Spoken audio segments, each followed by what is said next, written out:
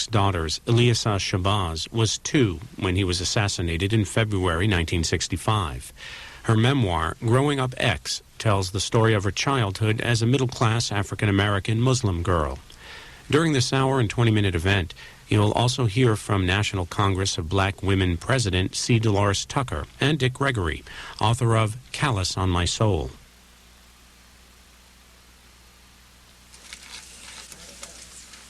Now to the second stage of our evening's issues, the literary reviews.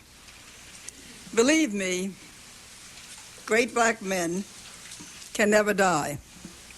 Of course, we may tearfully bury their mortal remains, but the essence of their beings, the spirits that constitute the greatness in their lives, can never perish, is immortal and lives on to inspire, direct, and influence the future.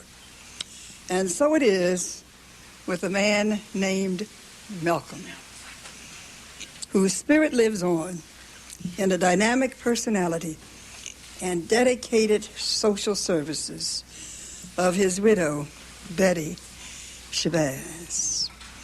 A national hero indeed, whose courage, vision, and wisdom is epitomized in their sensitive and talented daughter, who is with us tonight to tell us about Growing Up X. Ilyasah Shabazz holds a Master of Science degree in Education and Human Resource Development from Fordham University, and she is the Director of Public Affairs and Special Events for the city of Mount Vernon, New York.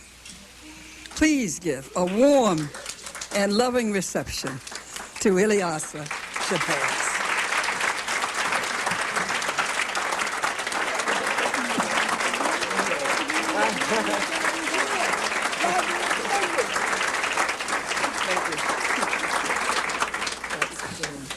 Tell me about that 12th chapter, too.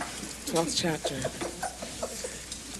Before I even talk about anything, Dr. Tucker wants me to tell you about the 12th chapter. Speak from your heart. And, you know, my book talks about the expectations of being one of 6 daughters of Malcolm and Betty. And, of course, the expectations were, you know, unimaginable.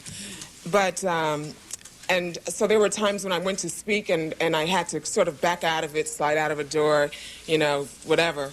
But Dr. Tucker had honored, she spoke about honoring my mother, Coretta Scott King, and Merle Evers, the 3M widows, and had asked my older sister, Atla, to pay tribute to my mother, as Yolanda and Bernice were paying tribute to theirs, and the Merle Evers' daughters. And so the only way I was able to do it was because it was from my mother, and my mother always said, if you're ever going to speak, you have to speak from your heart. So, Dr. Tucker, she asked me to share that with you, and I just did. But I was on a 15-city tour, which was, you know, very grueling, but a really wonderful experience because there was really so much love that I really didn't know was there. And so a lot of people wanted to know why I wrote this book. My mother raised us very much to be very private. You know, we really were raised in a very sheltered environment. And so, of course, I never would imagine that I would come out and now put myself in front of an audience and talk about our lives. But I spent the last time with my mother on Mother's Day at the Audubon where my father was assassinated.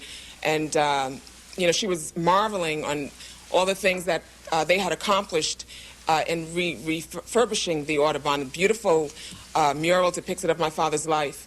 And she just went on, and she was really looking forward to retiring at the Audubon and continuing her work for her husband. And, of course, when we lost her, I wanted to do something for her, so I figured I'd write a book about both of my parents, and in doing that, the editor encouraged me to write Growing Up X, because, you know, I never would have thought that, you know, I was going to write a book about Growing Up X, which is really a coming-of-age memoir.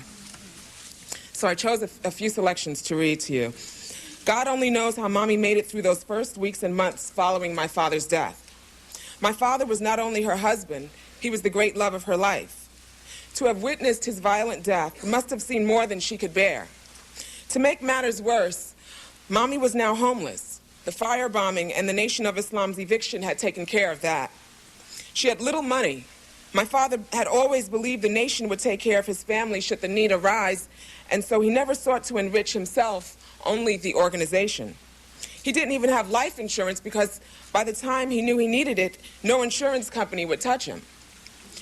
Nor was Mommy soothed by an outpouring of public support in the way Jacqueline Kennedy and Coretta Scott King were when their husbands fell to assassins.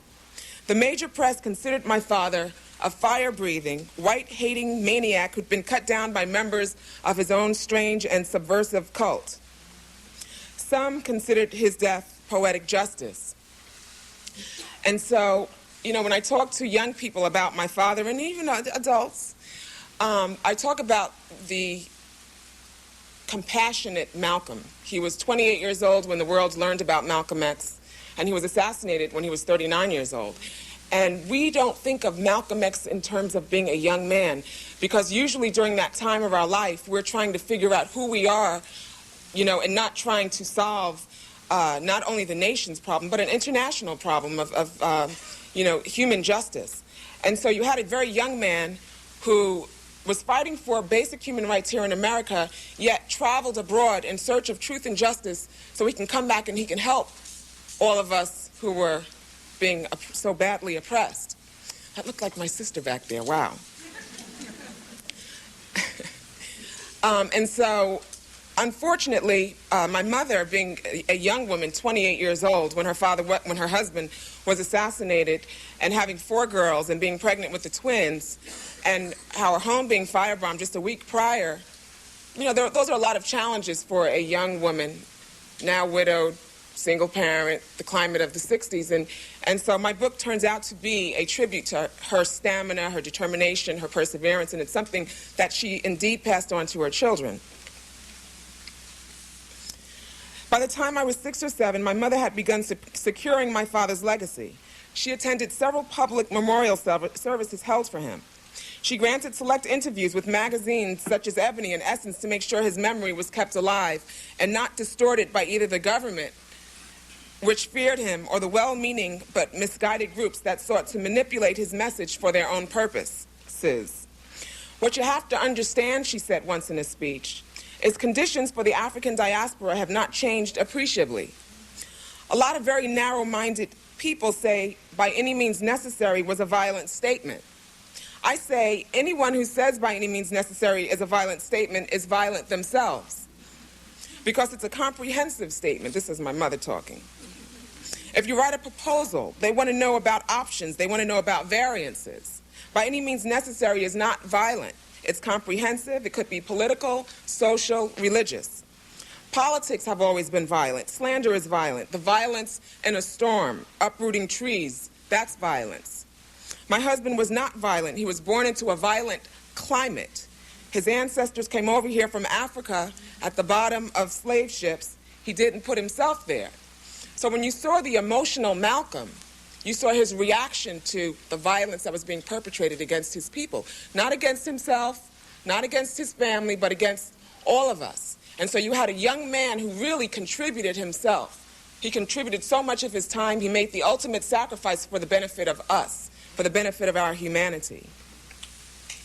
But the woman who safeguards a legacy must be careful.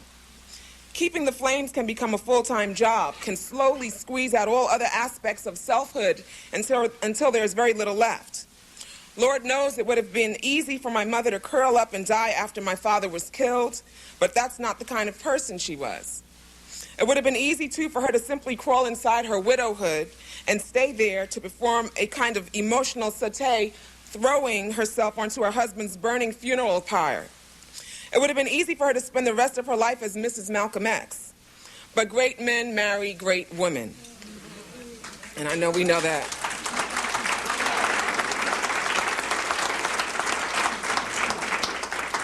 And great women know they must carry on despite heartbreak and tragedy, know they must carve out a new life not only for their children, but for themselves. Coretta Scott King did it by founding the King Center for Nonviolent Social Change to educate future generations of civil rights activists. Jacqueline Kennedy did it by marrying one of the world's wealthiest men, and using that wealth to carve out some measure of privacy and normalcy, because it's very important for the children, for her children in New York City. And my mother did it by going back to school.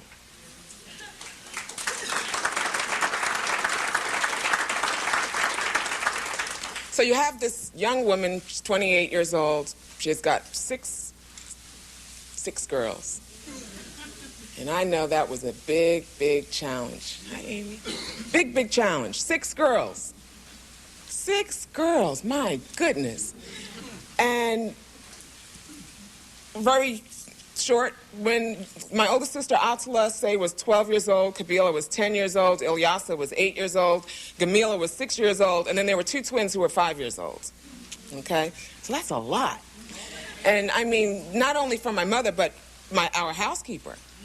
And the housekeepers didn't have to do it, but my mother did. So we were a rambunctious group of girls. We were a rambunctious group of girls. I think any of my friends from childhood know that we were just, a lot. But sometimes our horseplay was directed straight at the housekeepers. One night, my sisters, Gamila, Malak, and I were upstairs in our bedroom, playing around when we should have been asleep. We had the television on and the chess and checkerboards out. I was playing checkers with Malak, who was 3 years younger than me. She kept winning and laughing. I kept demanding a rematch because everyone knew she was much too young to beat me at anything, and we all know that, that's a rule. Anyone who has younger siblings, they don't, it's just a rule that you're supposed to be showing them the way. Suddenly, we heard Miss Hopgood climbing the stairs and decided to play a little joke. And Miss Hopgood was almost 60, 70 years old. We jumped into bed and we pulled the covers over our heads. When she opened the door, we jumped out of bed and ran into our bathroom, pretending we had just woken up and thought it was morning. Gotta get to school, gotta get to school, we called as we ran around like maniacs, washing our faces and pulling clothes from our drawers. Girls, please, she called from the doorway. Please get in bed, it's 9 o'clock at night. It's amazing we didn't give her a heart attack. We were so high-spirited, we actually drove one housekeeper away. Her name was Patricia. She was from Trinidad, and she was tall and tough and no nonsense. A woman who'd had to make her own way in a difficult world. Still, for all her toughness, Patricia was at a complete loss as to how to rein us in. Whenever she took us out to eat at the local diner, we would all sit together in a booth, ignoring her and giggling and saying our names fast. Atala, Kabila, Ilyasah, Gamila, Malika, Malak. Atala, Kabila, Ilyasah, Gamila, Malika, Malak. Atala, Kabila, Ilyasah, Gamila, Malika, Malak. To make people think we were speaking a foreign language. If we spoke to Patricia, we'd say her name very loudly because we didn't want anyone to think she was our mother. Now, how awful is that? How awful is that? Patricia, please pass the salt. Can I have French fries, Patricia? Will you please pass the jelly, Patricia? And Patricia, poor thing, she was a good woman. She was such a good woman. But we remember one evening, Patricia had asked my older sister, Atala, about the bus schedule. And, we didn't pay it too much mind. And the bus was maybe a few blocks away from our home. And that following morning when we woke up, Patricia was gone. So not only were we such a handful for our housekeepers, we were really such a handful for our mother, but I guess she didn't have a choice but to, So we have a young woman, 28 years old, who had all of these obstacles against her, but my mother possessed self-respect. She possessed pride in herself, pride in her culture. She never accepted no. I don't know if any of you who knew my mother, but you knew that she just didn't accept no. She just didn't accept no. And so by the time she was making her transition, she really had gained the support of so many people.